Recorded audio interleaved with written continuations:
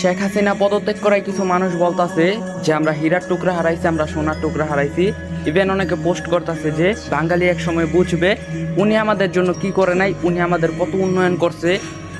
উনি এখন চলে গেছে, বাংলাদেশ খুব নিকটেই ধ্বংস হইতে চলতেছে। তো মানুষ ইভেন অনেক পোস্ট করতেছে যে বাংলাদেশ খুব তাড়াতাড়ি ধ্বংস হয়ে যাইব। তো ওনার অভাবটা বাংলাদেশ একদিন বুঝতে পারবো। আরও কত কিছু মানুষ এমন ইমোশনাল টর্চার করতেছে এখন, মানে পোস্ট করতেছে সবাই।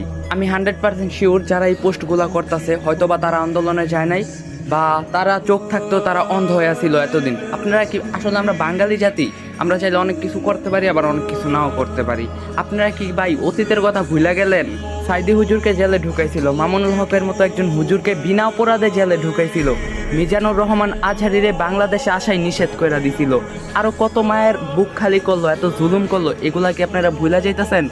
ভাই পানির মতো বন্যা হইছে, রাস্তায় রক্তের বন্যা হইছে।